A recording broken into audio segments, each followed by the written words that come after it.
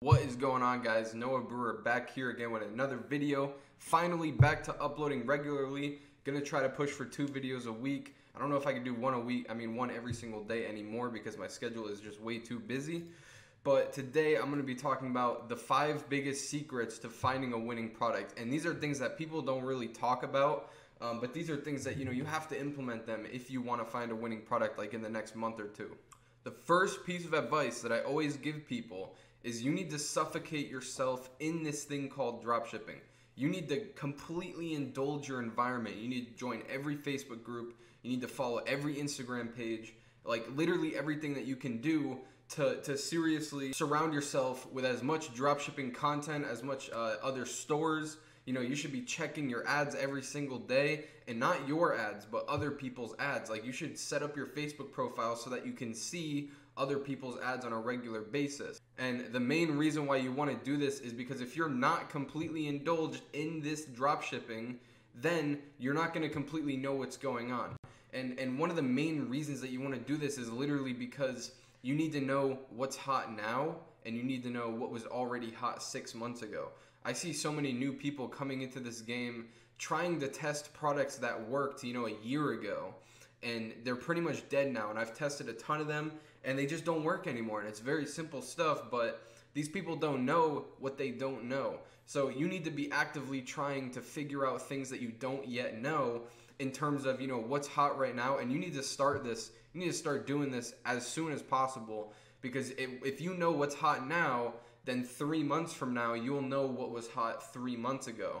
And that's really the key, and that's why people get better and better at testing products and finding products over time, because they see, what worked last month, what's working this month, those types of patterns. And that's very important, a lot more important than you might think, because it'll teach you, what you should be testing, and it'll teach you what you should be avoiding.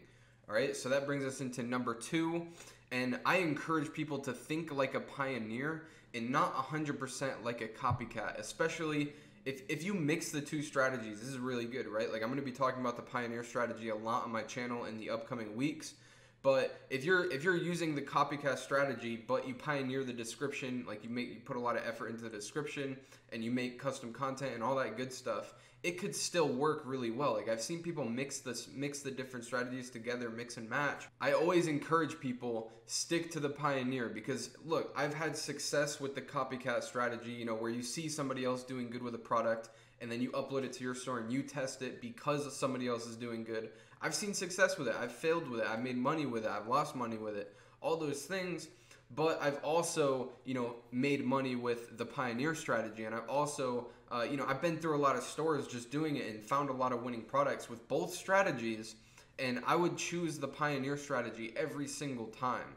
And the main reason is because once you actually do find that winner, well, for one, the ratio is the same, right? Like, you should be finding a winner. If you're a beginner, maybe 1 out of 20 products that you test will actually end up making a little bit of money. And same thing with the copycat and the pioneer. The success rate is the same, but what's different about the 2, and this is the main difference, is when you actually find a winner, the amount of money and the scalability of that actual winner. If you're following the copycat strategy, I see too many times where a product might be good. The product might be good for the first week or 2, but then it's really a pain in the ass to scale. And then you look at the pioneer method. Usually when you find a winner with the pioneer method, it's a winner. Like, it'll have, 3, 4, 5, sometimes even 7, 8 ROAS right out the gate. I've taken stores from 0 to $100 a day profit with one product, just in the matter of a day. Like, the first day it would do a couple $100 in profit.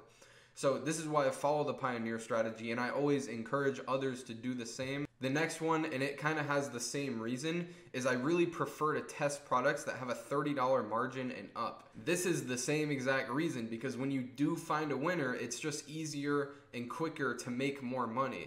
Even if you're making the same amount of sales or even less sales, you can still make a lot more money if you have higher margin. And honestly, with most stores that I grow, depending on how much we're willing to put in terms of budget, we usually only test high ticket products, meaning, $50 margins and above. We don't even really go as low as 30, and to me it's low, to you it might be high. If you're just testing low ticket products right now, I would highly encourage you, test out a $30 winner.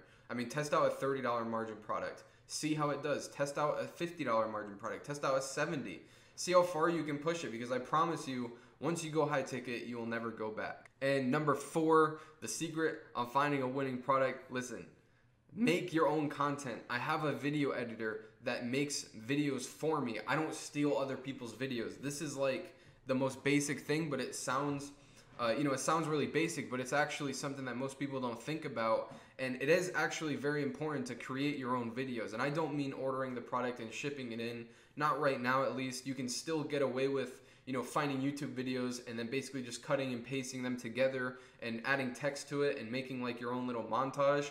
That's what I'm talking about. I'm not talking about buying the actual product, but still, same thing with images. If you have an image from the supplier and it looks really nice, maybe put a little ribbon on it that says 50% off and then put your logo on the bottom right or something. Make it look nice.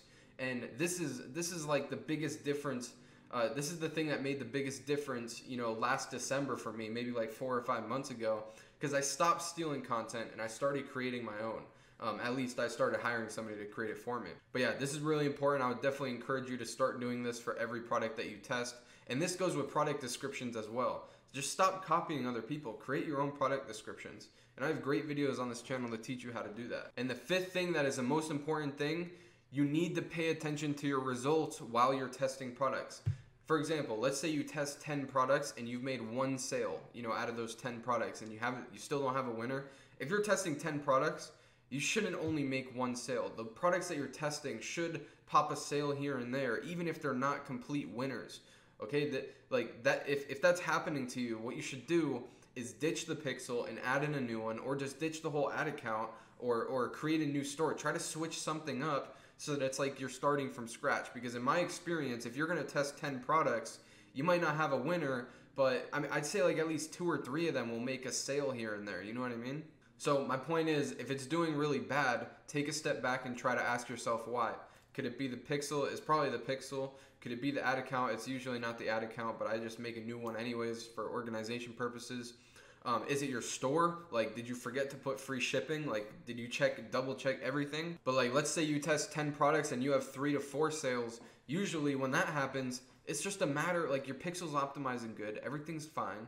It's literally just a matter of you finding a product that's gonna sell really well. So just keep testing at that point. And I love it when I have a store and I'm just testing and I'm seeing sales and sales and sales. Even though I don't have a winner, I'm still seeing sales, because I know that that's literally just a sign that a winner is coming. It's on its way as long as I keep on testing. Last but not least, one of the most important things to finding a winning product, and this comes after you do the research, after you do the test, is taking it from 2 to 3 sales and making that consistent. And this is where a lot of people mess it up, because they'll find a winning product and then they'll mess it up by they're switching things on their site. They're creating a bunch of ad sets. They're turning off too many ad sets. They're editing their ad sets. So many little things that you can do to turn a winning product into a losing product. Even just little things. So this is one of the most important things, is what you actually do, the steps that you take after you find an actual winner. And if you're wondering what to do to take a product from 2 to 3 sales all the way up to 50, and then from 50 to 100, and then from 100 to 1,000, I would highly recommend watching my 0 to 6 figure series. It's a 3-part series that I put on this channel, and I'll link to it in the description or in the end credits or whatever. But that's pretty much it for this video, guys. If you liked it, leave a subscribe and a like. It really helps out my channel, and I really want to help out a lot more people than I already am. But that's it, guys. I'll see you in the next one. Peace.